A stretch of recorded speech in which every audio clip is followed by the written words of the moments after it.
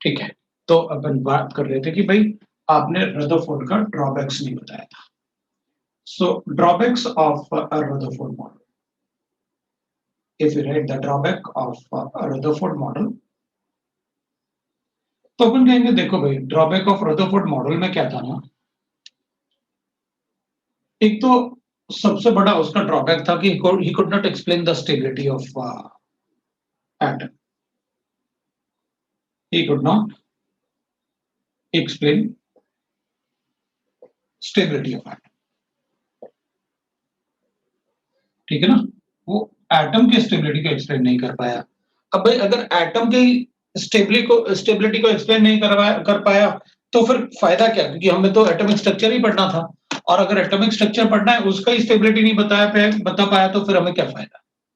What is the problem is that कि भाई पहली बात तो ये he could not explain the stability of atom because एक पार्ट था कि he is unable to give the position for electrons,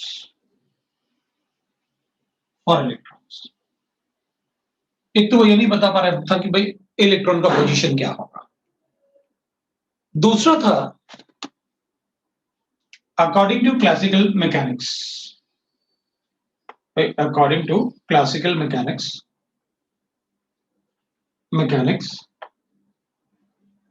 mechanics का वो हम सबको पता है कि अगर कोई मूव करेगा, हम भी मूव करेंगे तो हमारी एनर्जी लॉस्ट होगी। तो अगर कोई मूव करेगा तो उसकी एनर्जी लॉस्ट होगी। तो इलेक्ट्रॉन तो मूव करता है अराउंड द न्यूक्लियस, भाई न्यूक्लियस के अराउंड तो इलेक्ट्रॉन मूव करता है, and electron is a negatively charge particle. अगर ये मूव करेगा तो इसकी एनर्जी चेंज होगी, अगर ये मूव करेगा तो इलेक्ट्रॉन अगर मूव करेगा तो इसकी एनर्जी चेंज होगी। ठीक होगी तो अपन होगी, तो विल से दैट इसकी एनर्जी अगर चेंज होगी तो अपन कहेंगे कि भाई उस केस में एनर्जी चेंज होने से इसकी एनर्जी चेंज होगी। तो ये तो और ये चार्ज पार्टिकल है, ये अपन को पता है कि ये चार्ज पार्टिकल होता है। क्लासिकल मैकेनिक्स कहता है कि अगर कोई चार्ज पार्टिकल अपने अपोजिट चार्ज पार्टिकल के अराउंड, ये अपोजिट चार्ज पार्टिकल है, अगर कोई भी charge particle opposite charge particle के अराउंड मूव कर रहा है, भाई अगर मूव करेगा तो एनर्जी लॉस्ट करेगा, एनर्जी लॉस्ट करेगा तो इसकी एनर्जी जैसे जैसे कम होगी ये इसके पास आता जाएगा। अब ये मूव करेगा तो इसकी एनर्जी लॉस्ट होगी 100%। अपन को पता है कि अगर ये मूव करेगा तो इसकी एनर्जी लॉस्ट होगी। तो अगर इसकी एनर्जी, फिर ये मूव कर रहा है तो इसकी एनर्जी, और अगर इसकी एनर्जी लॉस्ट होगी तो अपन कहेंगे उस केस में, ठीक है, एक मिनट रुकना, आज पता नहीं क्या बात है, इसलिए मैंने मना किया तुम लोगों को, और तुम लोग ये ऐसे हो रहा है।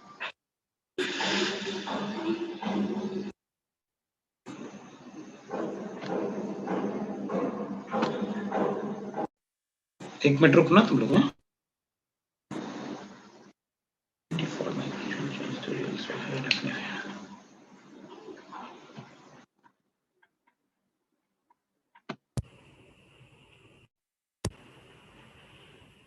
तो अगर कोई अपोजिट चार्ज पार्टिकल है अपने पास, सपोज, तो अगर कोई अपोजिट चार्ज पार्टिकल, कोई भी पार्टिकल होता है अपोजिट चार्ज, क्या अगर कोई भी पार्टिकल होता है और वो मूव कर रहा होता, तो मूव करेगा तो उसकी एनर्जी लॉस्ट होगी, एनर्जी लॉस्ट होगी तो ऑब्वियसली बात है अगर इसकी एनर्जी लॉस्ट होगी तो ये तो इसके पास आएगा। तो अगर कोई चार्ज पार्टिकल लूज कर रहा है और वो इसके पास आएगा क्योंकि उसकी एनर्जी लूज हो रही है, तो इनमें अट्रैक्शन बढ़ेगा, अट्रैक्शन बढ़ेगा तो ये पार्टिकल इसके पास आएगा, और इसके पास आएगा तो क्योंकि ये मूव कर रहा है तो एनर्जी लॉस्ट हो रहा है, एनर्जी लॉस्ट हो रहा है तो इन दोनों में अट्रैक्शन बढ़ रहा है, अट्रैक्शन बढ़ रहा होगा तो ऑब्वियसली बात है इसकी एनर्जी जैसे जैसे कम होगी इसके पास आता जाएगा, और मूव कर रहा है इसलिए एनर्जी कम हो रही है। सो ये इधर मूव करते करते ऐसे होगा तब तो ये न्यूक्लियस में ही गिर जाएगा, क्योंकि इलेक्ट्रॉन तो न्यूक्लियस के अराउंड मूव करेंगे ही करेंगे, इलेक्ट्रॉन तो न्यूक्लियस के अराउंड मूव करेंगे। और अकॉर्डिंग टू क्लासिकल मैकेनिक्स, अगर कोई अपोजिट चार्ज पार्टिकल, अगर कोई अपोजिट चार्ज पार्टिकल मूव कर रहा है अराउंड अ चार्ज पार्टिकल, तो वो कंटिन्यूअसली अपनी एनर्जी लूज करेगा। and due to that loss of energy the distance between these two particles decreases and the time will come when the electron will fall into the nucleus. और अगर electron nucleus में fall किया तो इसका मतलब electron तो exist ही नहीं करेगा भाई. अगर न्यूक्लियस में फॉल करेगा तो फिर इलेक्ट्रॉन और प्रोटॉन दोनों ही मर्ज हो जाएंगे. फिर तो अगर इलेक्ट्रॉन प्रोटॉन दोनों ही आपस में मर्ज हो जाएंगे तो ऑब्वियस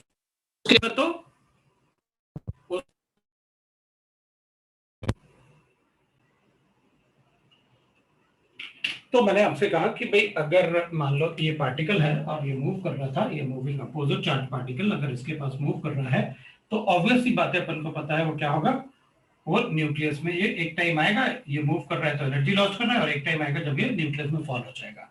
अगर न्यूक्लियस में फॉल होगा तो फिर अपन कहेंगे फिर तो इलेक्ट्रॉन और प्रोटॉन मर्ज होंगे तो एटम एग्जिस्ट ही नहीं करेगा अगर पॉजिटिव और नेगेटिव आपस में न्यूट्रलाइज होंगे तो. सो वी से दैट कि फिर तो ये एग्जिस्ट ही नहीं करेगा. तो विल से दैट कि भाई अकॉर्डिंग टू क्लासिकल मैकेनिक्स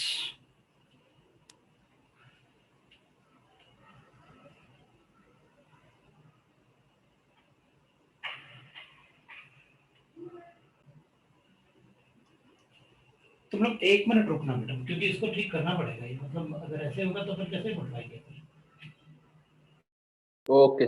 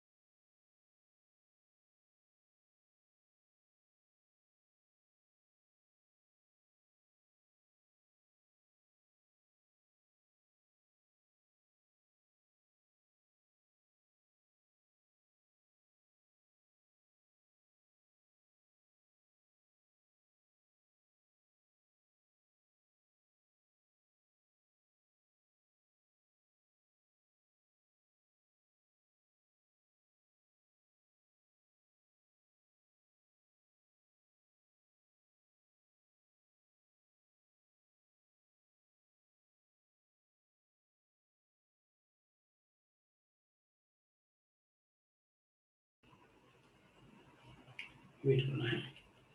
हाँ, तो मैं बात कर रहा था कि जो अपन यहाँ पर लिख रहे थे ना कि भाई क्लासिकल मैकेनिक्स के हिसाब से क्या होने वाला है वो अपन चेक कर लेते हैं. तो मैंने आपसे लिखा according to the classical mechanics any charge particle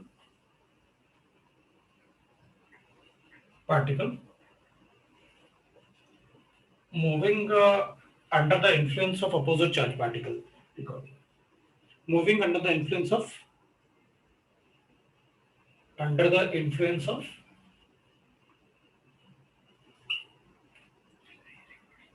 opposite charge particle, moving under the influence of opposite charge particle, है ना, moving under the influence of opposite charge. ये नेगेटिव था, ये चार्ज पार्टिकल है, ये अपोजिट चार्ज पार्टिकल है. So this is a charge particle what we are talking about, है ना, ये चार्ज पार्टिकल अपन बता रहे हैं. So moving under the influence of opposite charge particle will continuously lose its energy.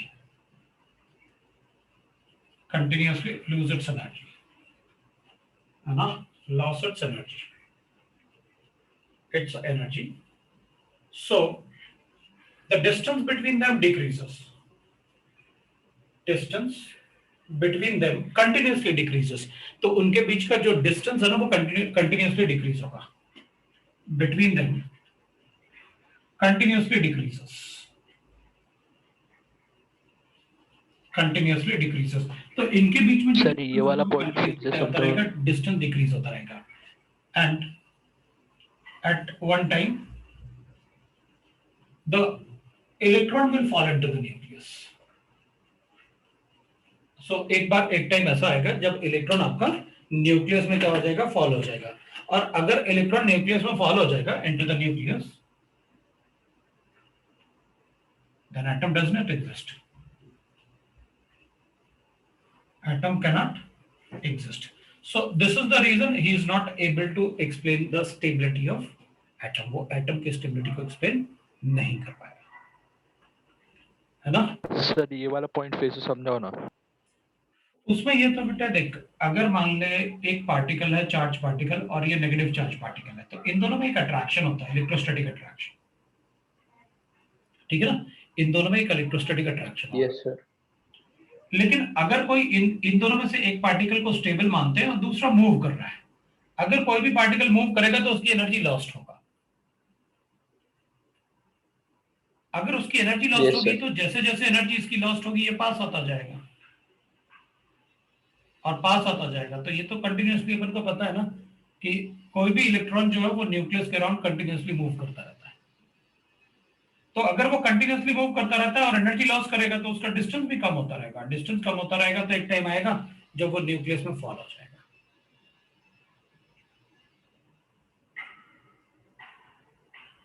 समझा सर, थैंक यू। तो चलेगा, अपन कोई प्रॉब्लम नहीं, तो अपन वो, तो फिर इसका मतलब है कि is not able to explain कि भाई इलेक्ट्रॉन फिक्स्ड ऑर्बिट में रोटेट करेंगे या सिर्फ उसने, अपन को रदरफोर्ड ने ये बताया था कि वो रोटेट करेंगे around the nucleus, but fixed orbit में रोटेट करेंगे ये नहीं बताया था। So that's why we will say that कि वो तो न्यूक्लियस का मतलब एटम का स्टेबिलिटी ही नहीं बता पाया। So that is the main drawback of Rutherford model, and we will say that कि अगर ये मेन ड्रॉबैक है रदरफोर्ड मॉडल का, तो अपन कहेंगे फिर उस केस में और भी है, जो भी मॉडिफिकेशन अदर मॉडल्स में होंगे वो इसके ड्रॉबैक हो जाएंगे कि वो ये वो भी नहीं बताया पाया जो बोर मॉडल ने बताया, ये वो भी नहीं बता पाया जो अदर मॉडल्स मतलब अपन को बताएंगे, तो अपन और भी लिख सकते हैं। बट अदर मॉडल्स पढ़ेंगे तो आप लिखोगे ना ड्रॉबैक, अभी पहले से मैं कैसे बताऊं कि उनके क्या मॉडिफिकेशंस हैं जो इसके अपन ड्रॉबैक लिख देंगे। So this is the main drawback, right? Next we can write is, अपन पढ़ते हैं व्हाट इज द एप्लीकेशन। एक एप्लीकेशन पढ़ लेते हैं, ये जो पार्ट अपन ने पढ़ा इसको अपन एप्लीकेशन में भी पढ़ सकते हैं। तो एप्लीकेशन में पढ़ने के लिए पहले अपन कुछ, क्योंकि अगर हमें रदरफोर्ड के एप्लीकेशन पढ़ना है तो रदरफोर्ड के एप्लीकेशन के लिए हमको कुछ फॉर्मूले पढ़ने होंगे पहले। अब फॉर्मूले जो अपन को पता है पहले से, मैं कुछ फॉर्मूले लिख देता हूँ यहाँ पर, अपन लिख लेते हैं पहले कुछ फॉर्मूले। एक तो काइनेटिक एनर्जी का फॉर्मूला अपन को पता होता है भाई, काइनेटिक, ये फॉर्मूले अपन को पता होना चाहिए। मैं कुछ फॉर्मूले लिख रहा हूँ जो अपन को पता होना चाहिए। तो काइनेटिक एनर्जी का फॉर्मूला तो अपन को पता होता है, half m v square, everybody knows that. What is m, what is v, v और वेयर यू इज 0। बिल्कुल ठीक है ना। सो यहाँ पर हाफ एम वी स्क्वायर होता है, वी वेलोसिटी होगा, एम मास ऑफ पार्टिकल्स होगा। तो आप किसी भी पार्टिकल के अगर काइनेटिक एनर्जी कैलकुलेट करना है तो अपन को उसका वेलोसिटी गिवन होना चाहिए और उसका मास गिवन होना चाहिए। दूसरा अपन पढ़ते हैं पोटेंशियल एनर्जी। पोटेंशियल एनर्जी होता है फोर्स इनटू डिस्टेंस।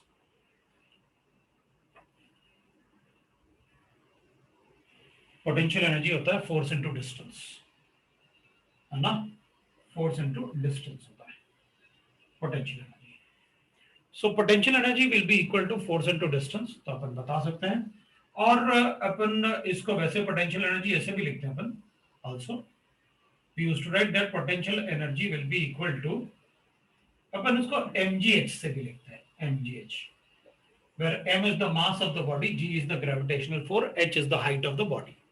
वो mgh भी लिखते हैं अपन उसको. h is the height of the body from the ground, वो लिखते हैं.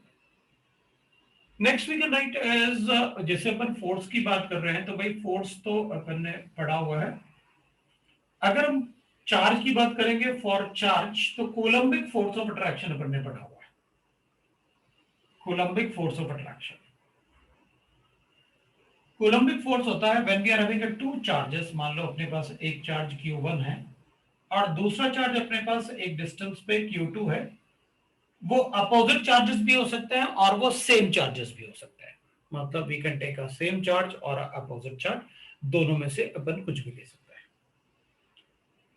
ठीक है, तो अपन कहेंगे अगर अपन इसमें चार्ज लेंगे तो विल गेट दैट, इसमें इसका चार्ज Q1 है, इसका चार्ज Q2 है and the distance between them is R. तो according to coulombic force of attraction we know that force will be directly proportional to product of the charges divided by square of the distance between them. So the force is directly proportional to the product of the charges and inversely proportional to the square of the distance between them. That is called Coulombic force of attraction.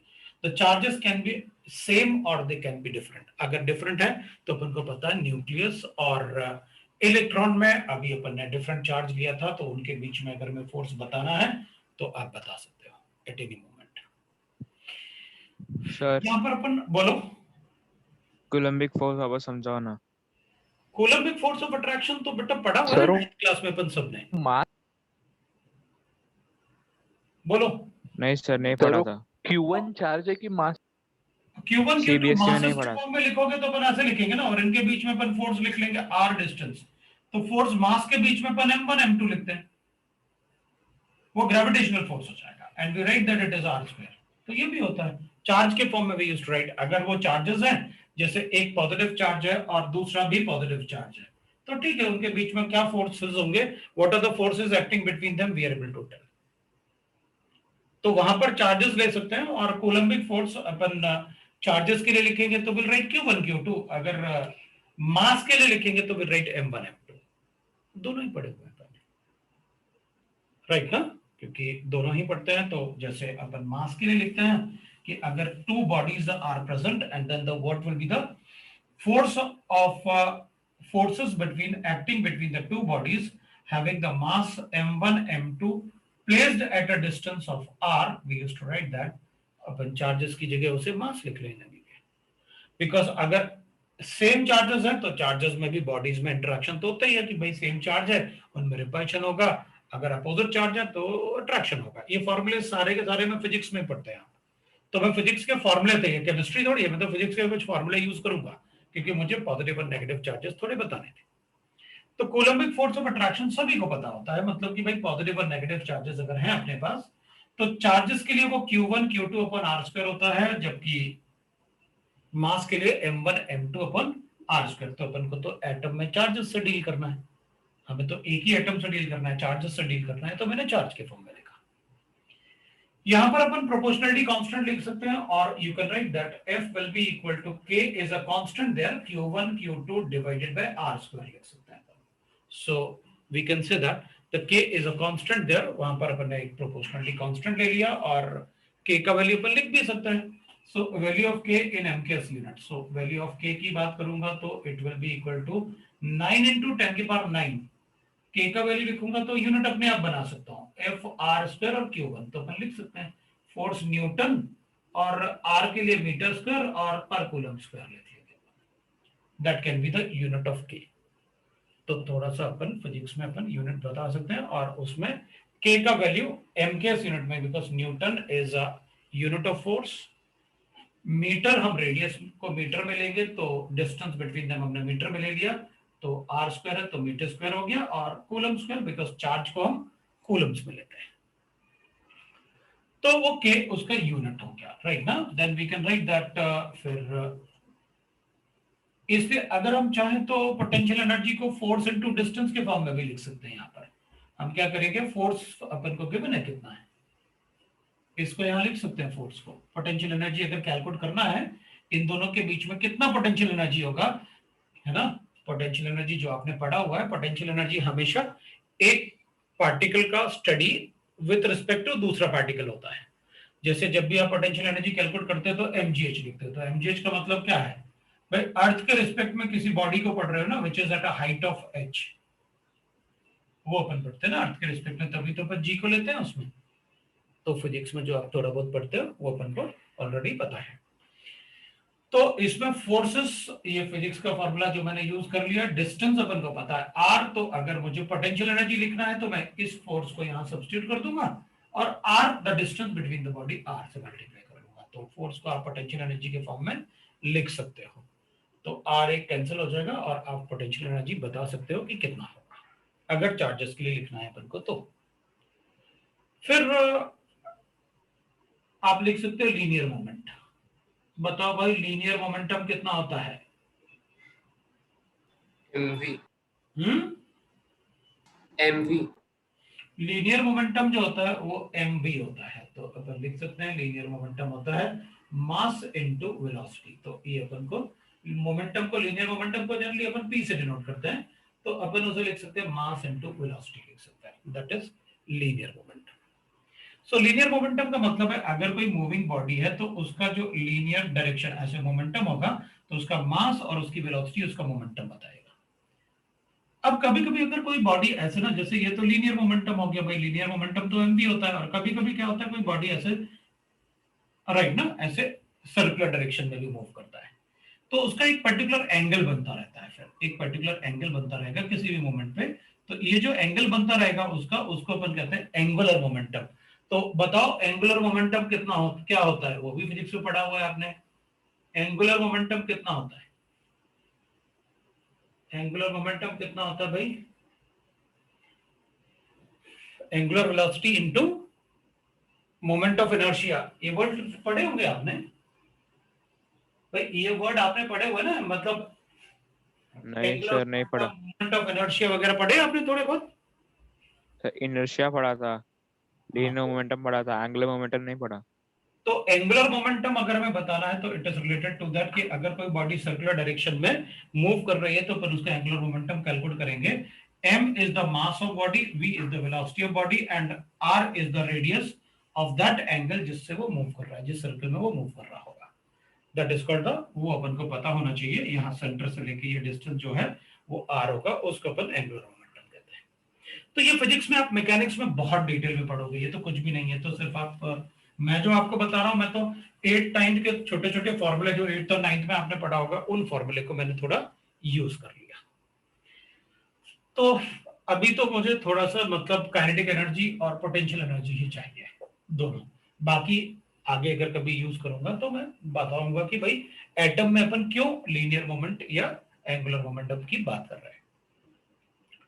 अब ये सब फॉर्मूले अपन ने पढ़े क्यों भाई? ये physics के फॉर्मूले हैं, केमिस्ट्री में इनका कोई रोल नहीं होता। केमिस्ट्री में बस इतना ही रोल होता है कि अगर कहीं मान लो थोड़ा बहुत मटेरियल पार्टिकल को अपन पढ़ रहे हैं तो हमें थोड़ा बहुत फॉर्मूले पता ही होने चाहिए बस। ये फॉर्मूले अपन को क्या है, डिटेल में पार्टिकल्स में क्या हो रहा है, वो सब केमिस्ट्री में नहीं होता, वो फिजिक्स वाला पार्ट है जो आप मैकेनिक्स में पढ़ोगे। मुझे तो ये फॉर्मूले की जरूरत इसलिए पड़ी कि मुझे आपको रदरफोर्ड एक्सपेरिमेंट का एप्लीकेशन बताना था। सर बोलो सर, वो थर्ड वाले में फोर्स के बाद माइनस है क्या हाइफन है? फोर्स के बाद थर्ड वाले में ऊपर स्टार्टिंग लाइन में फोर्स के बाद हाइफन है कि माइनस है? फोर्स फॉर चार्जेस मतलब अपन ने ऐसे लिखा हुआ है ना, मतलब माइनस नहीं था, force minus for charge, force minus for charge. Sir थोड़ा कंफ्यूज हो गया था। ठीक है चलेगा चलेगा। तो अपन लिखेंगे एप्लीकेशन की बात कर रहे हैं अपन, तो एप्लीकेशन में अपन कहेंगे भाई देखो, so when alpha particle is bombarded, alpha particle क्या होता है? हीलियम न्यूक्लियस होता है, इज बॉम्बार्डेड टुवर्ड्स, अगर अपन अल्फा पार्टिकल को बॉम्बार्ड करेंगे टुवर्ड्स व्हाट? एक मेटल शीट पे ना, अगर अपन किसी अल्फा पार्टिकल को बॉम्बार्ड करते हैं टुवर्ड्स द मेटल शीट, अपन एक मेटल शीट की तरफ बॉम्बार्ड करते हैं, तो ऑब्वियस सी बात है पूरे मेटल शीट में ऑलमोस्ट 99% तो पार्टिकल, अल्फा पार्टिकल स्ट्रेट निकल जाते हैं, राइट ना? 99% तो स्ट्रेट निकल जाते हैं and very few are deflected where as 1 out of 20,000 are reflected back in a gold. 1 out of 20,000. तो अपन क्या करेंगे, अज्यूम कर लेते हैं, मान लो उस गोल्ड फॉइल में जब रदरफोर्ड पढ़ रहा होगा तो वो क्या अज्यूम कर रहा होगा, वो क्या सोच रहा होगा। उसे लग रहा होगा कि देख भाई, अगर मेरे पास गोल्ड फॉइल है तो गोल्ड फॉइल में पॉजिटिवली चार्ज न्यूक्लियस होता है और जिसमें 97 प्रोटॉन होते हैं, that is the atomic number of gold. तो इसके अंदर 97 प्रोटॉन है which is atomic number of gold, we will say that. अगर मैं इसकी तरफ अल्फा पार्टिकल को बॉम्बार्ड करता हूं, मतलब प्रोजेक्ट करता हूं अल्फा पार्टिकल इसकी तरफ, अगर मान लो इसकी तरफ मैंने अल्फा पार्टिकल को प्रोजेक्ट किया, तो यहां से मैंने प्रोजेक्ट किया, अल्फा पार्टिकल खुद पॉजिटिवली चार्ज है, मैंने इसको यहां से प्रोजेक्ट करने वाला हूं फ्रॉम इनफाइनाइट डिस्टेंस, इसको मैं इनफाइनाइट डिस्टेंस मान लेता हूं। अगर ये इनफाइनाइट डिस्टेंस पे है मतलब इससे इसका कोई इंटरेक्शन नहीं, एट इनफाइनाइट डिस्टेंस अपन इसका इससे कोई इंटरेक्शन नहीं होगा।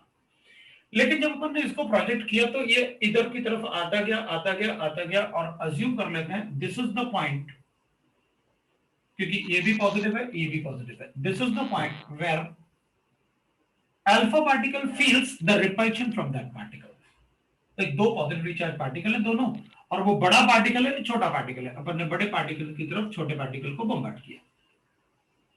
तो अपन कहेंगे ठीक है, मतलब यहां से यहां तक तो कोई रिपल्शन कोई अट्रैक्शन नहीं था, नो रिपल्शन और no repulsion with this particle. So अगर इसमें कोई रिपल्शन नहीं था, देयरफॉर अगर इन दोनों में कोई इंटरेक्शन नहीं था इस पॉइंट तक, तो फिर अपन कहेंगे फिर इसके no repulsion, so at infinite distance, मैं इस पर से लिख लेता हूं, so at infinite distance the energy of E will be equal to 0 for alpha particle। क्योंकि अगर कोई अट्रैक्शन और रिपल्शन ना हो, किसी भी पार्टिकल में अगर कोई अट्रैक्शन या रिपल्शन ना हो, तो उसको अपन फ्रीली मूविंग बॉडी अज्यूम कर लेते हैं कि भाई वो उसका किसी के साथ कोई अट्रैक्शन नहीं कोई रिपल्शन नहीं, तो उसकी एनर्जी क्या होगी, 0 होगी। जब वही पार्टिकल यहां आके इस पॉइंट पे आके इससे रिपल्शन फेस करता है, क्योंकि ये भी पॉजिटिव है और ये भी पॉजिटिव है, तो इस डिस्टेंस पे आके वो उसके साथ रिपल्शन फेस करता है, तो अपन कहेंगे देखो भाई this is the distance eight which the repulsion starts, so distance eight which sir फिर से रिपल्शन स्टार्ट। हाँ जी, कोई डाउट है क्या?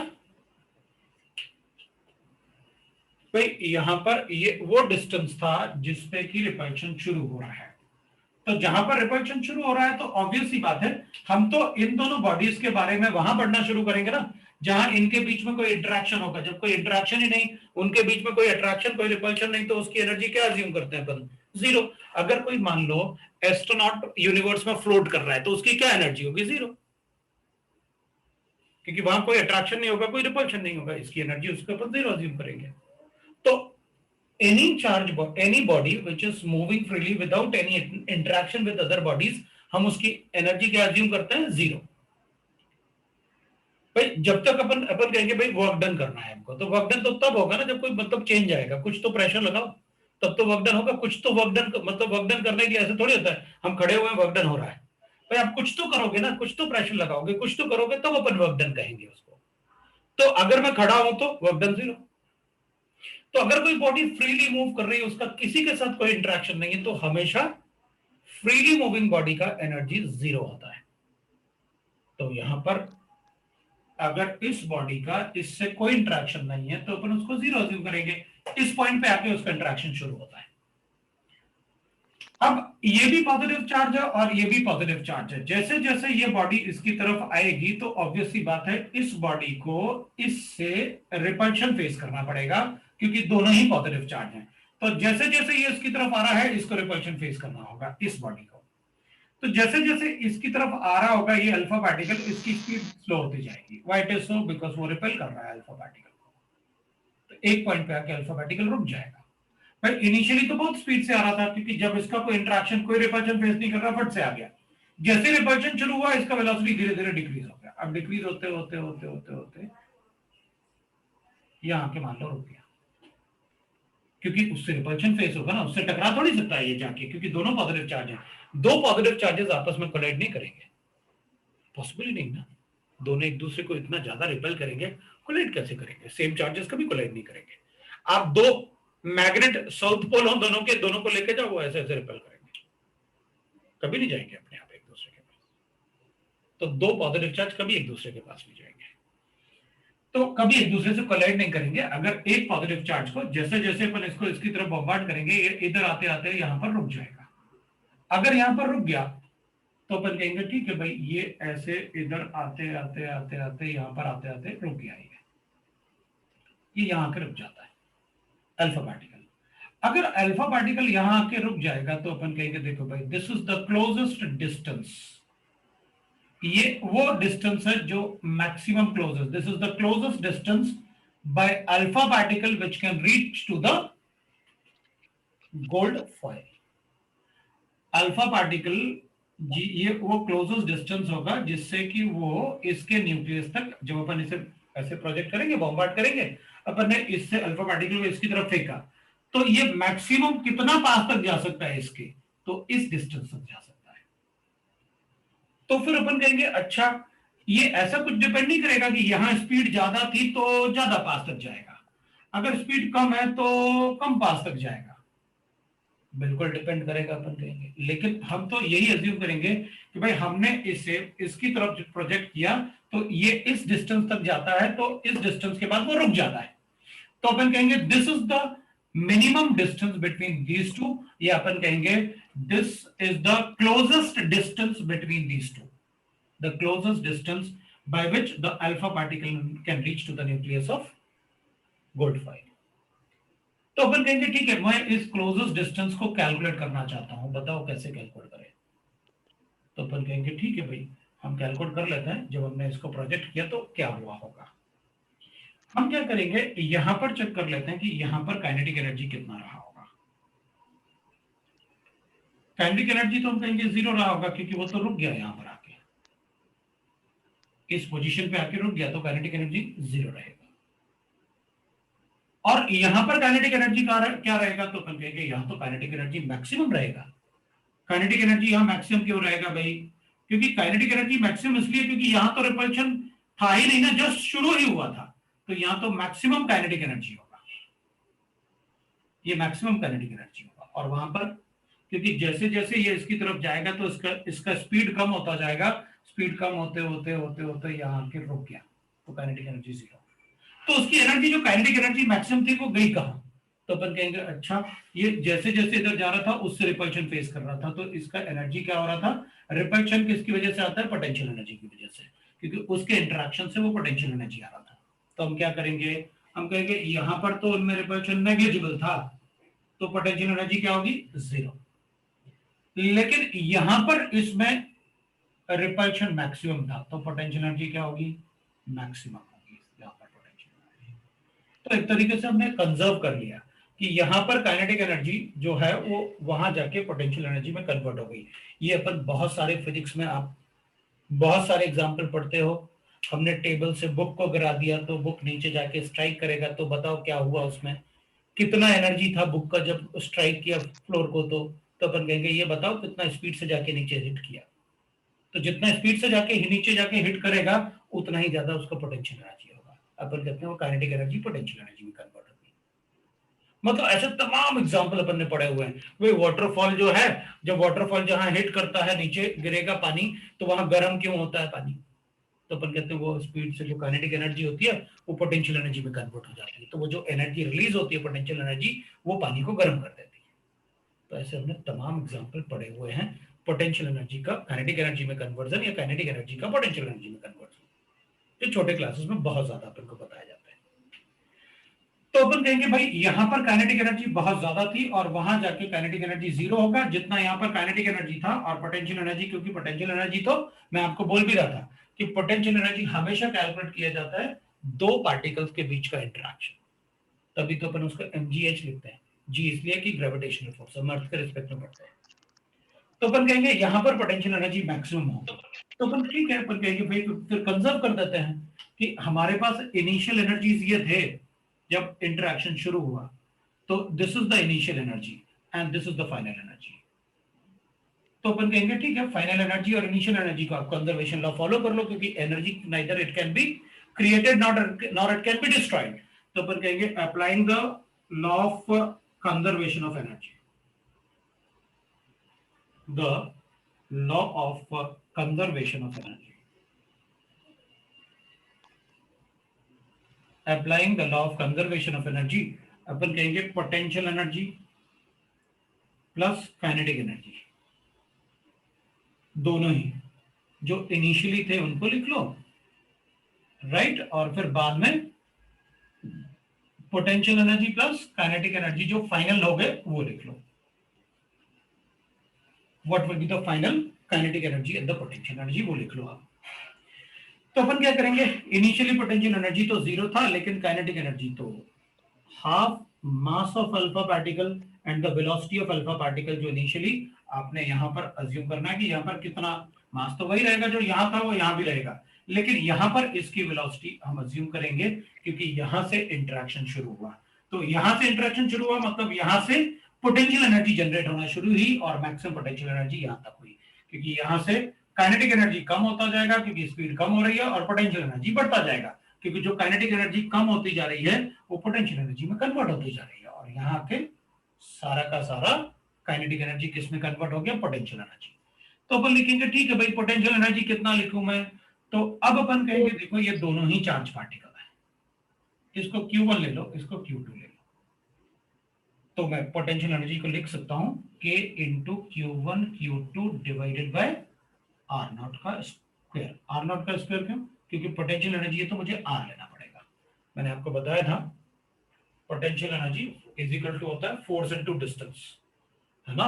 पोटेंशियल एनर्जी क्या होता है, फोर्स इनटू डिस्टेंस, और फोर्स कितना है अपने पास के Q1 Q2 divided by R square, और डिस्टेंस कितना है अपने पास आर। तो अपन को पता है इन दोनों के बीच में पोटेंशियल एनर्जी अगर कैलकुलेट करना है तो व्हाट इज द फोर्स, ये फोर्स होता है। What is the distance, R not अपने लिए डिस्टेंस हो गया, तो एक आर नॉट आप कैंसिल कर दो, तो आपके पास आ गया काइनेटिक पोटेंशियल एनर्जी कितना आएगा, काइनेटिक एनर्जी वहां पर जीरो हो गया। तो अपने पास क्या बन गया अपने पास यहाँ पर, तो अपन कहेंगे कि भाई कंजर्वेशन ऑफ एनर्जी से अगर इन दोनों के बीच में हमें रिलेशन लिखना है तो half M alpha V alpha का square will be equal to potential energy कितना आ गया अपने पास के। अब इन दोनों के तो चार्जेस भी अपन को पता है, पर इसका चार्ज कितना होता है, इसका चार्ज कितना है, तो चार्ज को सब्स्टिट्यूट कर दो। तुम बता सकते हो इसमें कितना पॉजिटिव चार्ज होता है हीलियम में, हीलियम में कितना चार्ज होता है, +2 ना, क्योंकि 2 प्रोटॉन होते हैं इसके अंदर, और इसके अंदर कितने प्रोटॉन होते हैं, एटॉमिक नंबर होगा ना उसका 97। अपन ऐसे कर लेते हैं, इसका एटॉमिक नंबर Z1 हो गया और E इसका चार्ज हो गया, इसका एटॉमिक नंबर Z2 हो गया, Q2 को लिख लेते हैं अपन, Z2 हो गया और चार्ज E हो गया। भाई Z2 इसका एटॉमिक नंबर हो गया और E एक का चार्ज हो गया, तो ऑब्वियस सी बात है Z2 ही इसका टोटल चार्ज हो जाएगा। इसमें भी मैंने यही किया कि भाई Q1 will be equal to कितना लिख लें अपन Q1 को, that is Z1E into Z1E लिख लो। Z1 क्या है, इसका एटॉमिक नंबर, इसके अंदर कितना प्रोटॉन है वो लिख लो, और E इसका चार्ज हो गया।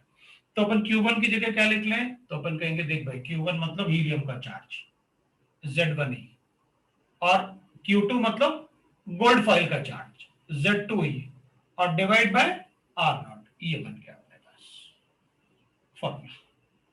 तो अगर हम किसी पार्टिकल को इसकी तरफ बम्बार्ड करते हैं तो हमें एक बात पता है कि जो मिनिमम डिस्टेंस ऑफ अप्रोच पे जब ये पार्टिकल अल्फा पार्टिकल रुक जाएगा तो उन दोनों के बीच में जो डिस्टेंस आर नॉट है, वो आर नॉट डिस्टेंस हम कैसे कैलकुलेट करते हैं, वो इधर आर नॉट डिस्टेंस अपन को गिवन है, तो अपन कैलकुलेट करके बता सकते हैं अगर जरूरत पड़ेगी तो, राइट ना।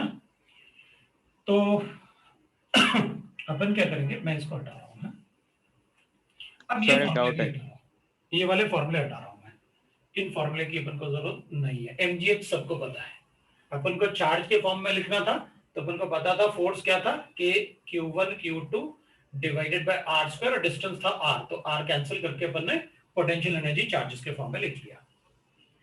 अब बताओ तो मैं इसको फॉर्मूले वाले पार्ट को हटा दूं, क्योंकि फॉर्मूले ये अपन को पहले से पता है। सर एक डाउट है बोलो। सर। अभी ये इसमें जब भी वो इनफाइनाइट मतलब इनफाइनल में था तभी पोटेंशियल एनर्जी जीरो कैसे हुआ, और जब फाइनल में था तो वो समझा नहीं। एक बात बताओ, अगर मान लो दो पॉजिटिव चार्ज हैं, इन दोनों के बीच में रिपल्शन होगा, अट्रैक्शन होगा? रिपल्शन होगा। ठीक है, दोनों सेम चार्जेस है। नेगेटिव के बीच में भी रिपल्शन होगा। हाँ। ठीक है, अगर मेरे पास दो पॉजिटिव चार्ज हैं और इनका डिस्टेंस r है, अगर मैं एक पॉजिटिव चार्ज है और इस पॉजिटिव चार्ज को धीरे धीरे करके दूर लेता जाऊं, इसको दूर लेके जाऊं इस वाले पॉजिटिव चार्ज को, तो बताओ इन दोनों के बीच में अट्रैक्शन बढ़ेगा या रिपल्शन बढ़ेगा? या मतलब इनके बीच में रिपल्शन रिपल्शन बढ़ेगा। कम होगा? क्या होना चाहिए? रिपल्शन बढ़ेगा। रिपल्शन बढ़ेगा ना। रिपल्शन बढ़ेगा नहीं, रिपल्शन कम होगा, क्योंकि ये जितने ज्यादा पास होंगे उतना ज्यादा रिपल्शन होगा। दो पॉजिटिव चार्जेस हाँ। हैं, हाँ। राइट ना? तो जैसे जैसे ये पॉजिटिव चार्ज यस सर। दूर जाता जाएगा, इन दोनों के बीच में रिपल्शन कम होता जाएगा। Yes sir. एक पॉइंट आया जब इनके बीच में रिपल्शन खत्म हो गया, इधर जस्ट खत्म हुआ अभी, ठीक है? हाँ। तो अगर इस डिस्टेंस पे आके मान लो R1 पे आके इनमें जस्ट खत्म होने वाला है, इसके बाद अगर दूर जाएंगे तो खत्म हो जाएगा। तो बताओ फिर अपन क्या बताएं इस डिस्टेंस पे आके, R2 पे आके इनके बीच में क्या इंटरेक्शन बताऊं? कोई एनर्जी बता सकता हूं मैं, पोटेंशियल एनर्जी क्या होगी फिर इनके बीच में, पोटेंशियल एनर्जी, अगर इनमें कोई रिपल्शन नहीं है तो?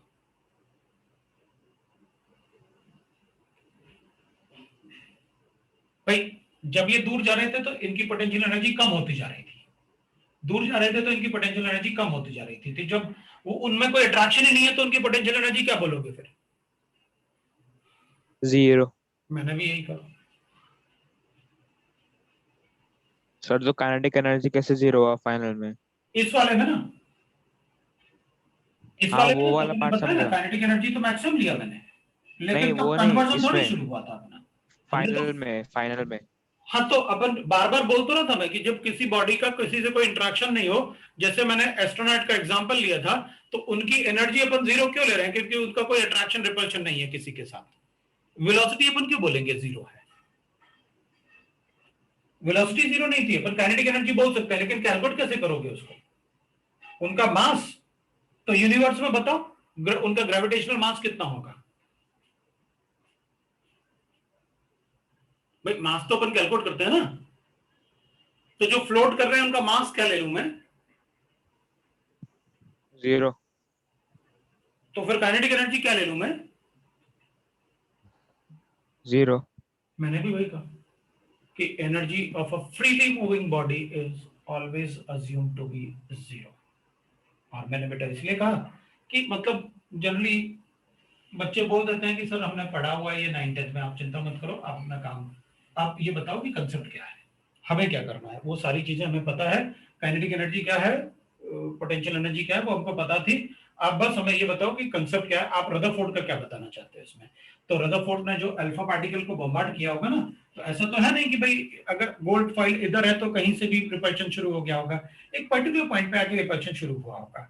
तो जैसे जैसे गोल्ड फॉइल की तरफ अल्फा पार्टिकल जाता होगा उसकी स्पीड भी तो कम होती होगी ना, तो स्पीड कम होती होगी तो उससे क्या कैलकुलेट करें, क्या वो अल्फा पार्टिकल उसको कोलाइड कर सकता है, नहीं कर सकता, या कितने डिस्टेंस तक जा सकता है? तो अपन ने कहा देखो भाई इसमें ना, अपन ने कहा कि ये तो डिपेंड करेगा कि ये अल्फा पार्टिकल का स्पीड जितना ज्यादा होगा ये वैल्यू उतनी छोटी होनी चाहिए, क्योंकि अल्फा पार्टिकल का अगर स्पीड ज्यादा होगा तो ये ज्यादा पास जाके इंपैक्ट कर पाएगा, और अगर इसका स्पीड कम है तो ये दूर से ही वापस आ जाएगा। 1/20,000 ले लो, अगर उसी के पैरेलल है तो अपन बता देंगे। भाई इसमें भी तो अपन को पता है what is M, mass of alpha particle, अपन को पता है कितना होता है हीलियम का मास। व्हाट इज के, वो भी कांस्टेंट था, है ना? K is a constant, 9 × 10⁹ newton metre square पर सेकंड पर कूलम स्क्वायर। ई क्या होगा? It is charge of electron, proton electron दोनों का चार्ज एक जैसा होता है, और बस उनमें वो नेगेटिव साइन वो भी इलेक्ट्रॉन में होता है तो यूज नहीं होता कैलकुलेशन में। Z1 atomic number of alpha particle, Z2 atomic number of gold foil, atomic number of metal foil, ठीक है। और क्या है इसमें, R naught, R naught is the closest distance to which alpha particle reaches,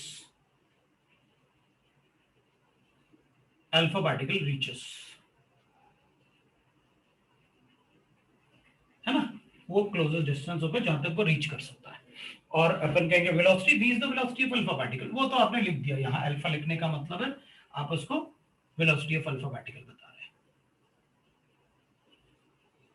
ये आपने पहले से ही बता दिया मुझे। अब इसमें से एक बात देखो तुम, अगर जो अपन को गिवन है, अगर पूरा फॉर्मूला देखा जाए तो देख, मुझे आपको 2 बताने की जरूरत नहीं क्या है कैलकुलेशन में, एम अल्फा बताने की जरूरत नहीं क्या है, क्योंकि मास ऑफ अल्फा पार्टिकल मुझे पता है 4 AMU होता है। वेलोसिटी आपको बताना पड़ेगा कि कितना वेलोसिटी से आपने इसको इस तरफ प्रोजेक्ट किया, के आपको बताने की जरूरत नहीं क्या होता है, ई आपको बताने की जरूरत नहीं क्या होता है, Z1 Z2 आपको बताने की जरूरत नहीं, क्योंकि मुझे पता है अगर ये अल्फा पार्टिकल है तो इसका Z1 का वैल्यू कितना होगा, इस पे चार्ज कितना होगा। और अगर आपने ये बताया कि किस मेटल की तरफ मैंने वो इसको प्रोजेक्ट किया तो मुझे मेटल का एटॉमिक नंबर पता होगा, आपको बताने की जरूरत नहीं, वो कांस्टेंट होता है। आर नॉट अपन को बताने की जरूरत है, वी अल्फा आपको बताने की जरूरत है। तो अपन कहेंगे इस पार्ट में अगर आप चेक करोगे ना इस इक्वेशन में, तो इस इक्वेशन में अपन को साफ साफ दिख रहा है कि इन दोनों के अलावा बाकी सब कांस्टेंट है।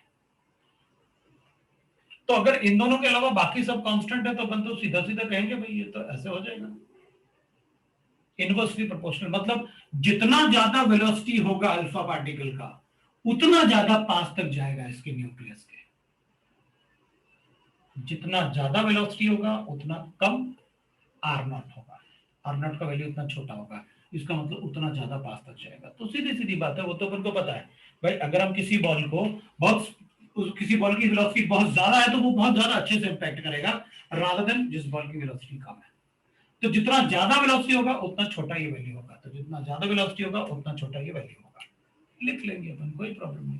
इससे अपन तो ऐसे भी लिख सकते हैं, अगर आप कंपेयर भी करना चाहो कि एक अल्फा पार्टिकल को मैंने 2 मीटर पर सेकंड की स्पीड से फेंका और दूसरे को मैंने 8 मीटर पर सेकंड की स्पीड से भेजा, तो बताओ आर का क्या दोनों में डिफरेंस होगा, तो आर का क्या रेशियो होगा या आर में क्या रिलेशन होगा, तो अपन कहेंगे बाकी सब तो कांस्टेंट है, इसको ऐसे लिख देता हूं, तो v1 square upon v2 square is equal to inversely proportional होता है, v1 अपॉन v2 कर देता हूं और रूट ले लेता हूं, तो ये इनवर्सली प्रोपोर्शनल होता है, तो r2 अपॉन r1 हो जाएगा। इनवर्सली प्रोपोर्शनल कर लिया, या आप उसको रूट मत लिखो, ऐसे लिख लो, हमें क्या फर्क पड़ेगा, लो भाई इससे ये इनवर्सली प्रोपोर्शनल है, ये इससे इनवर्सली प्रोपोर्शनल, अगर आप वेलोसिटी को चेंज करोगे मैं रेडियस को चेंज कर दूंगा, दे आर इनवर्सली प्रोपोर्शनल। वो अपन को पता होता है what is inversely proportional, what is directly proportional, that is. अब किसी को डाउट है तो बताओ, सीधी सीधी बात है, आपने अल्फा पार्टिकल को ना एक मेटल फॉइल के न्यूक्लियस की तरफ फेंका, वो कितना पास तक जा सकता है आपने ये बताया मुझे बस। जब शुरू में तुमने फेंका था तो काइनेटिक एनर्जी बहुत ज्यादा थी, पोटेंशियल एनर्जी 0, लेकिन बाद में जैसे जैसे वो पार्टिकल उसके पास जा रहा था उसकी स्पीड कम हो रही थी तो काइनेटिक एनर्जी कम हो रही थी, रिपल्शन बढ़ रहा था तो पोटेंशियल एनर्जी बढ़ रही थी, रिपल्शन की पोटेंशियल एनर्जी बढ़ेगा, ये आपने लिख के बताया बस, हमारे लिए बस यही है। तो आपको अगर कोई डाउट है तो आप बता सकते हो। इस फॉर्मूले पे बेस्ड सम्स है सर, किसमें, ये फॉर्मूला पे बेस्ड नहीं वो तो मैं कर लूंगा, तो मैं जो समझाया वो अगर हो गया तो फिर मैं क्वेश्चन देता हूं, क्योंकि अगर समझ गए सर, जब समझ में आएगा तभी तो मेरा क्वेश्चन कर पाओगे ना, तब मैं क्वेश्चन देता हूं और एक आध क्वेश्चन तो मैं बिल्कुल ऐसे ही दे दूंगा जैसे मतलब गिवन है ना, अपन वैसे ही क्वेश्चन कर लेते हैं, मतलब मैं समझा दूंगा, क्वेश्चन तो लिखेंगे अपन लेकिन मैं समझा दूंगा कि देखो एक मिनट सर, आप लेफ्ट में आइए ना, तो मैं एक क्वेश्चन बना के दिखाऊं तुमको, थैंक यू सर, चलेगा, मतलब जरूरत नहीं पड़ेगी, तुम तो बस ये है कि तुम्हें बताना है कि भैया हमको समझ नहीं आया, एक बार और बता दो आप, तो मैं इसको हटा दूं इस वाले, अच्छा इस पे लिखा रहने देते हैं क्योंकि मैं क्वेश्चन लिखने वाला हूं, मैं इस पार्ट को भी अपने पास उधर कॉर्नर में आ जाएगा मेरा क्वेश्चन। अच्छा देख, मैं जो क्वेश्चन दे रहा हूं ना, मैं इसको भी डायग्राम के फॉर्म में बना देता हूं क्वेश्चन, ठीक है ना, लेकिन सॉल्व तुम लोग करोगे। क्वेश्चन है मेरा, आप वर्ड्स में भी लिख सकते हो, with what velocity, with what velocity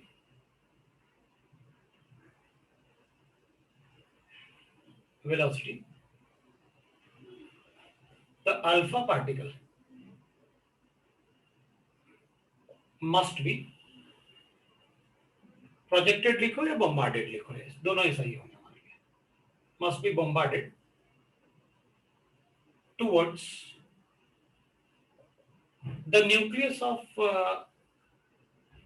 copper atom। थोड़ा वर्ड में भी लिखा होगा तो तुम लोग वो कर लोगे ना, copper atom,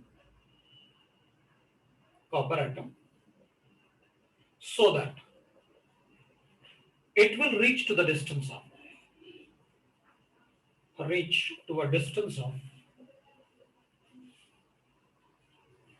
10 to the power of minus 13 centimeter।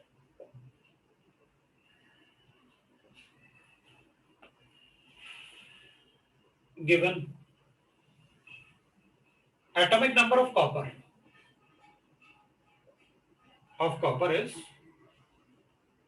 29।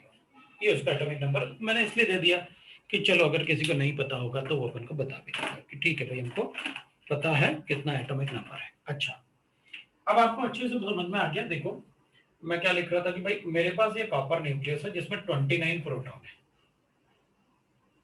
तो अपन क्या कहेंगे, अगर इसमें 29 प्रोटॉन है तो आपने ये कहा कि इसको अल्फा पार्टिकल को कितने वेलोसिटी से मैं इसको बम्बार्ड करूं सो दैट कि ये कितने डिस्टेंस पे आ जाए। इन दोनों में जो डिस्टेंस है ना आर नॉट, वो कितना हो जाए 10 की पावर माइनस 13 सेंटीमीटर आ जाए।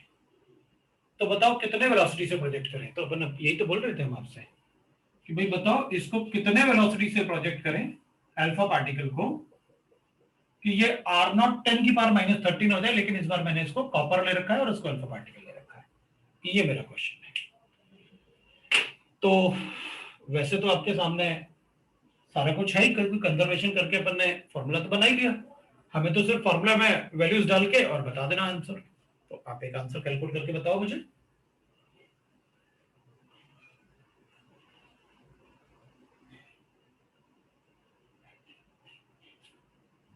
सर इसमें मेटेलिक फॉइल कौन है?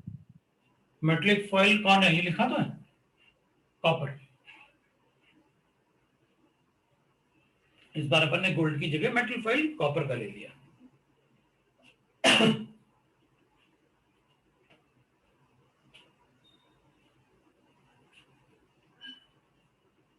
सर मास क्या है? किसका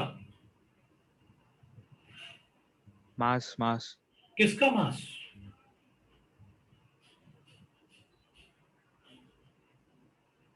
कॉपर के मास की जरूरत ही नहीं ना, एटॉमिक नंबर की जरूरत है तो मैंने दे रखा है आपको। कॉपर के मास की तो अपन को जरूरत ही नहीं पड़ेगी, बाकी सब तो आपको पता है अपने आप ही। Sir mass of alpha particle.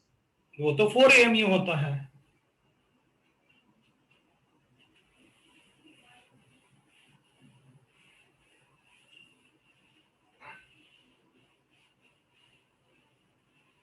एक बात ध्यान रखना, यूनिट में गड़बड़ नहीं करना, क्योंकि अब तुम सिर्फ यूनिट में गड़बड़ कर सकते हो।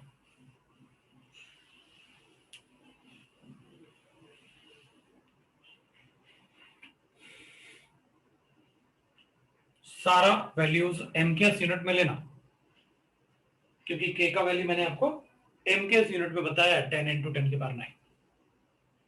इसलिए सारे कैलकुलेशन अपन एमकेएस वैल्यू में करेंगे।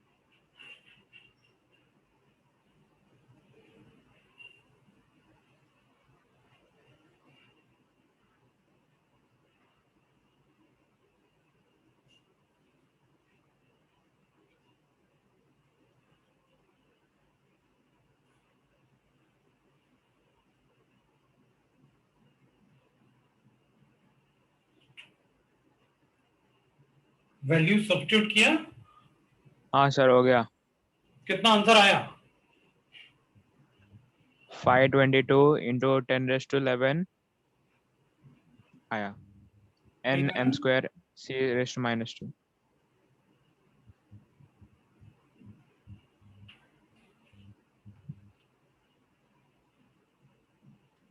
कुछ तो गड़बड़ है। ये वेलोसिटी बताया ना तुमने मुझे? हाँ सर शायद राइट है। तो फिर काट दो उसको, क्योंकि वेलोसिटी का वैल्यू इससे ज्यादा नहीं हो सकता।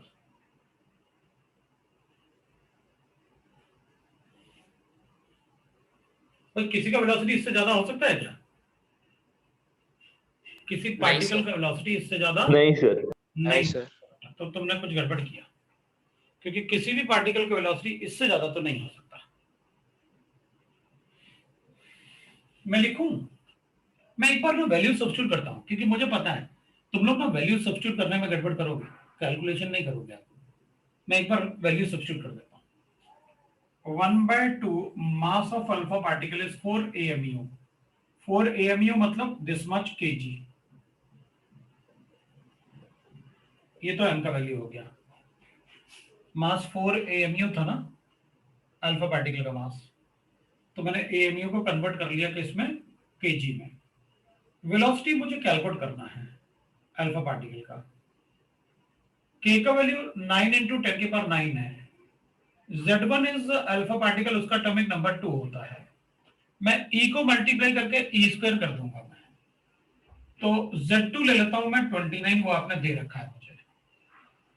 और E² का मतलब है 1.602 इंटू 10⁻19 ले लेता हूं मैं, इसका स्क्वायर कर दूंगा मैं। और डिवाइड बाय मेरे पास R0 का वैल्यू 10⁻15 गिवन है मुझे। ये आ गया मेरे पास। Sir 13 minus 13। कितना गिवन है?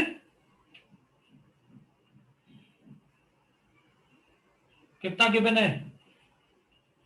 सर 10⁻−13। और यूनिट?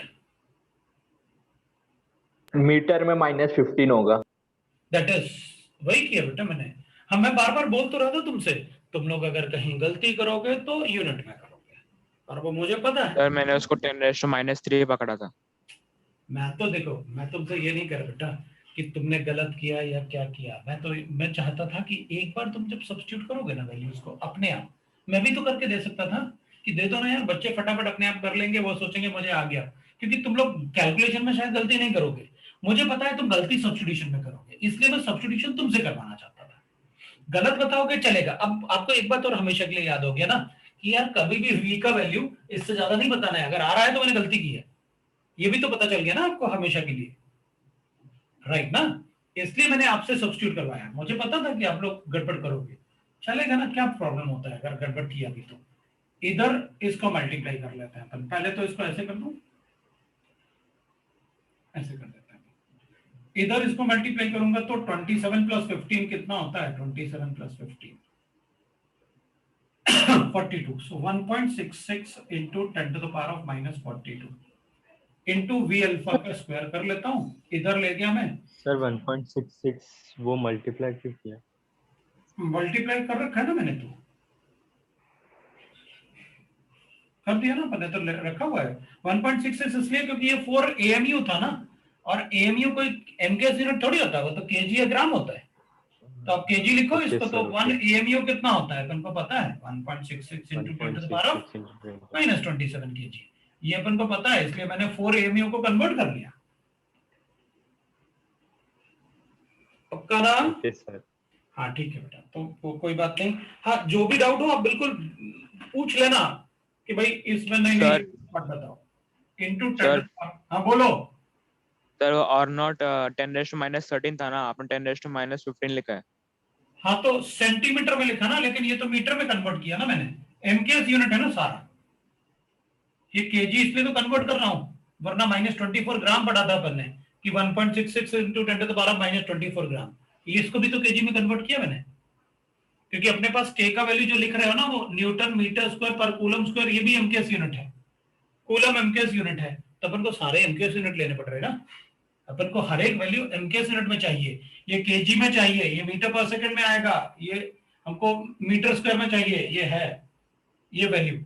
और E का वैल्यू कूलम जो होता है वो क्या होता है, MKS यूनिट होता है। R नॉट अपन मीटर में लेंगे तो वो तो सेंटीमीटर है, और सेंटीमीटर को मीटर में कैसे कन्वर्ट करते हैं, डिवाइड बाय 100।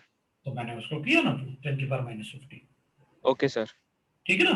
तो वैल्यूज आप सब्स्टिट्यूट गड़बड़ करोगे, इसलिए मैंने आपको बताया। अब इसको 16 मान लेते हैं तो 2.56 आ जाएगा, इंटू 10⁻⁴ ये 2 स्क्वायर है तो -38 हो जाएगा। मैंने 15 को इधर मल्टीप्लाई कर लिया था इससे, तो अपन इसको पहले कैंसिल करते हैं। ये अपने पास आएगा 10⁻⁴, क्योंकि ये 34 मैंने कैंसिल कर लिया। अब मैं वी अल्फा का स्क्वायर लिख लेता हूं। वी अल्फा का स्क्वायर करूंगा तो it will B 9 into 10⁻9 into 29 into 2.56 divided by 1.66, और ये 10⁻⁴ है तो ऊपर लेके जाऊंगा तो 10⁻⁴ की जगह 10⁻+4 आ जाएगा, ये हो जाएगा मेरे पास। ये 1.66 है मेरे पास। मैं इसको ना ऑलमोस्ट क्या कर देता हूं, इसको कर लेते हैं अपन 30 के आसपास, तो 3 9 जा 27 मतलब 270 हो जाएगा। अगर मैं इसको 270 लेके इसको 2.52 ले लूं तो पहले तो मैं ऐसे कर लेता हूं, इसको कर लेते हैं 3 9 जा 27 270 261 हो गया। 29 को मल्टीप्लाई करूंगा तो 2.56 है मेरे पास, डिवाइडेड बाय 1.66 है मेरे पास, इंटू 10⁻, इन दोनों को मल्टीप्लाई किया तो 13 आया मेरे पास। अब मैं इसको मल्टीप्लाई करूंगा तो ये ऑलमोस्ट मेरे पास कितना हो जाएगा, ये वैल्यू अगर 16 1.6 होता तो ये 2 टाइम्स चला जाता है, ये थोड़ा बड़ा है मतलब वो थोड़ा कम होगा तो 1.5 के आसपास आ जाएगा, 1.55 के आसपास। अब अगर इसको 1.5 करूं तो 260 मतलब हो गया 13, 130 इसमें ऐड करता हूं तो 130 की जगह 140 ऐड करता हूं तो 261 प्लस 140 कर लेता हूं मैं, तो मेरे पास आंसर आएगा ये 501 आ गया मेरे पास। तो 501 तो मेरे पास यार है 501 का मतलब हो गया 5 इंटू 10⁻⁻15 आ रहा है मेरे पास। अब 5 इंटू 10⁻⁻15 क्योंकि ये 501 आ रहा था मैं वैसे ही लिख देता हूँ, ये मल्टीप्लाई किया तो मेरे पास 501 आ रहा था इंटू 10⁻⁻, ये 10⁻13 आ रहा है। अब ये जो आ रहा है ये मेरे पास वी स्क्वायर आ रहा है, वी अल्फा का स्क्वायर, ये अल्फा का स्क्वायर। अभी इसका रूट लेना पड़ेगा तो मैं क्या करता हूँ, इसको 50 बना देता हूँ, तो 50 इंटू 10⁻, ये 50.1 हो जाएगा, इंटू 10⁻, ये 14 हो जाएगा। तो मेरा आंसर आ रहा है 7.05 या 7.05 ऐसे इंटू 10⁻7 आ रहा है मेरा आंसर, वी वेलोसिटी। तो मेरा जो आंसर है ये तो वी स्क्वायर था, v मुझे कैलकुलेट करना था तो इसका रूट लेता हूं और इसका भी रूट, तो 10⁻7 हो गया 14 का रूट, और इसका रूट 49.1 7.1 ले लेता हूं, 05 कर देता हूं इंटू 10⁻, तो 7 इंटू 10⁻7 के आसपास मेरा आंसर आ रहा है। देख लो भाई, मैंने तो कैलकुलेशन भी किया और मैनुअल कैलकुलेशन किया।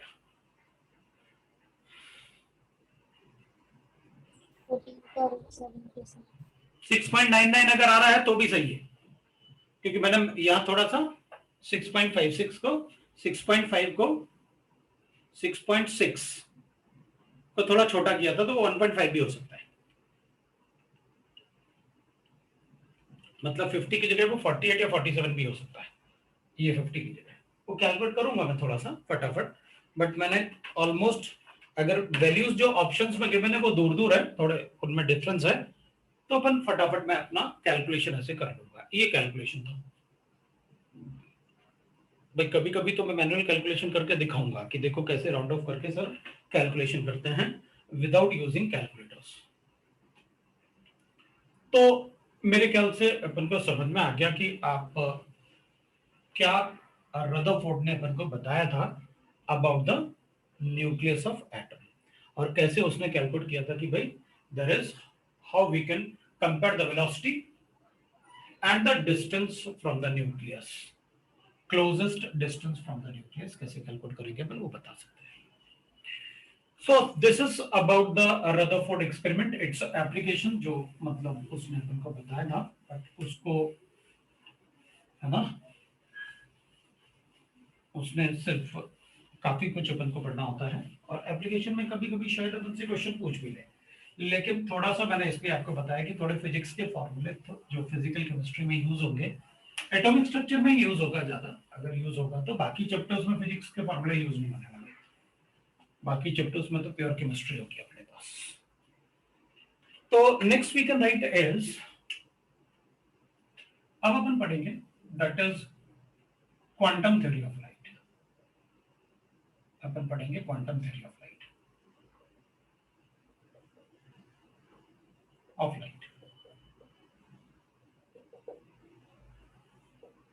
Right. So quantum theory of light जो होता है दैट एक्सप्लेन्स, अब इसके बाद ना अपन ने फर्स्ट मॉडल पढ़ा था that is J Thomson model, second model अपन ने पढ़ा that is Rutherford model, third model अपन पढ़ेंगे Bohr model. But Bohr model को पढ़ने से पहले कुछ हमें टर्म्स और आने चाहिए, और जो उस बीच में रदरफोर्ड एक्सपेरिमेंट और बोर मॉडल के बीच में काफी सारे डिस्कवरीज भी हुए,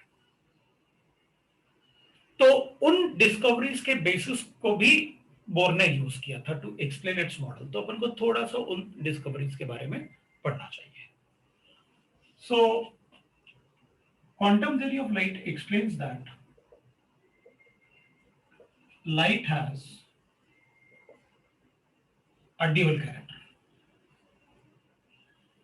लाइट में डबल कैरेक्टर होता है, दैट इज पार्टिकल जैसे भी बिहेव करता है, so it behave as, sir board नहीं दिख रहा है। Particle as well as wave. अगर मतलब सर अच्छा, बोर्ड नहीं दिख रहा। रुको रुको रुको रुको, मैंने थोड़ा सा ज्यादा ऊपर लिख दिया, कोई बात नहीं, बोर्ड को देख लीजिए, बोर्ड दिखेगा, अभी दिख रहा है? हाँ Yes, sir. Yes sir. ठीक है। So we'll write that quantum theory of light में कि भाई explains that the light has dual character। तो quantum theory of light थोड़ा सा अपन को पढ़ना होता है भाई, क्वांटम मैकेनिक्स तो काफी मतलब अच्छा कंसेप्ट है, लेकिन हमें थोड़ा सा उसका पार्ट बोर मॉडल को समझने के लिए हमें एक सिंपल वर्ड्स में क्वांटम थ्योरी ऑफ लाइट को समझना होता है। So light has so it behave as particle as well as wave, particle as well as wave. तो लाइट में ना दोनों टाइप का कैरेक्टर होता है, एक तो पार्टिकल कैरेक्टर जैसे भी बिहेव करता है और वेव कैरेक्टर भी जैसे भी बिहेव करता है, because experiment like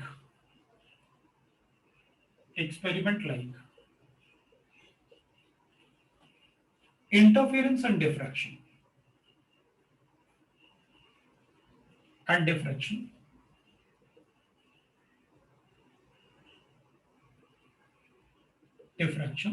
can only be explained by wave character, can only be explained by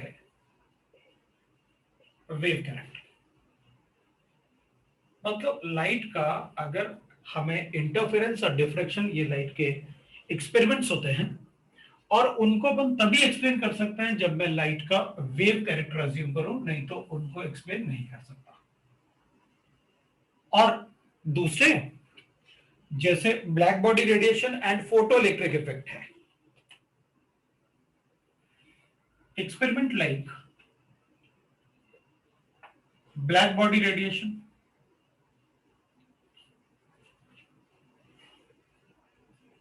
and photoelectric effect। मतलब अगर हम ब्लैक बॉडी रेडिएशन और फोटो इलेक्ट्रिक इफेक्ट की बात करेंगे तो they can only be explain by particle character, can only be explain bye,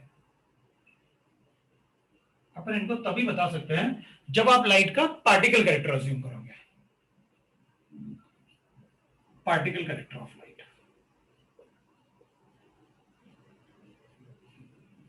light, मैं इनको तभी एक्सप्लेन कर पाऊंगा जब लाइट का मैं पार्टिकल कैरेक्टर अज्यूम करूंगा।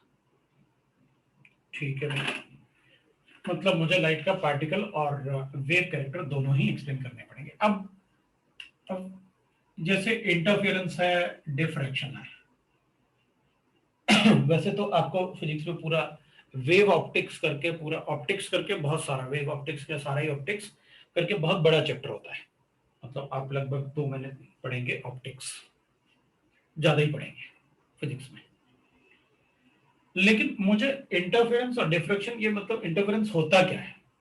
तो इंटरफेरेंस का मतलब है, देखो भाई, लाइट का वेव कैरेक्टर, अपन क्या करते हैं कि जैसे रूम में एक बल्ब को ऑन किया तो ब्राइटनेस हुआ, उसी रूम में एक और बल्ब को ऑन करो तो अपन कहेंगे ब्राइटनेस बढ़ जाएगा।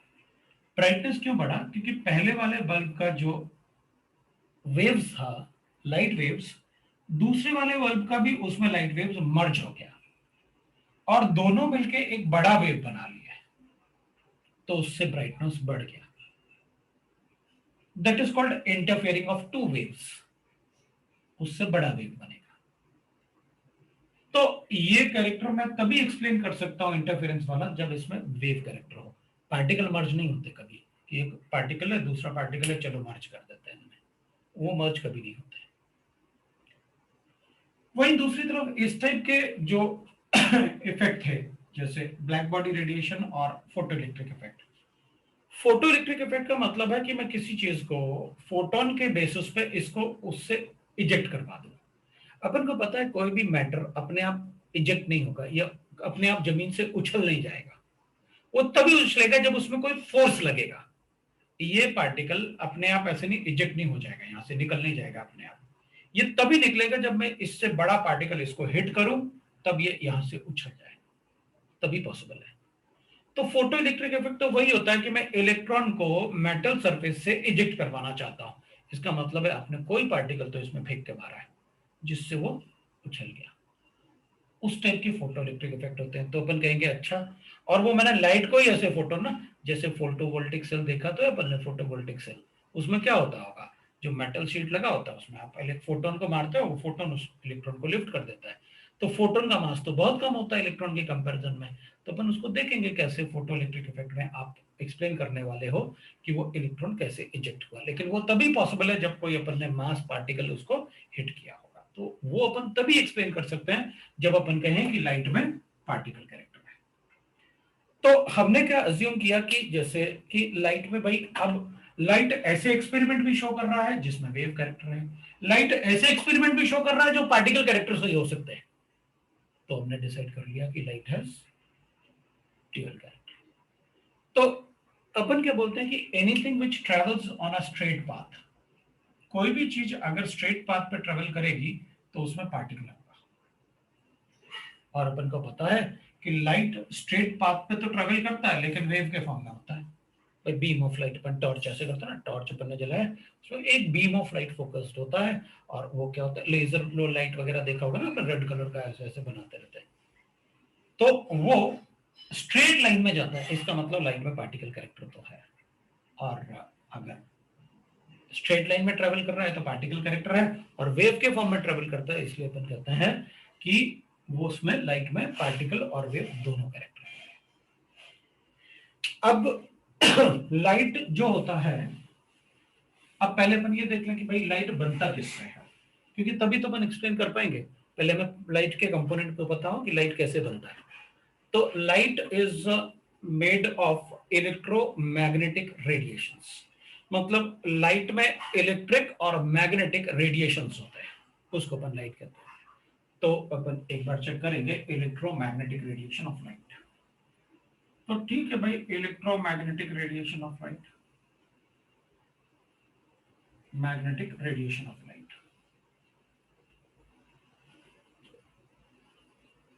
इसके अपन इलेक्ट्रोमैग्नेटिक रेडिएशन ऑफ लाइट अपन चेक करते हैं, how the electromagnetic radiation of light is. तो यहां से अपन आज यही रुक जाते हैं, क्योंकि अपन इसको एक्सप्लेन करेंगे तो फिर इसके बाद हमें इलेक्ट्रोमैग्नेटिक स्पेक्ट्रम भी फिर कंटिन्यूएशन में पढ़ लेना चाहिए। तो अपन यही रुक जाते हैं, इससे आगे अपन नेक्स्ट टाइम कंटिन्यू करेंगे।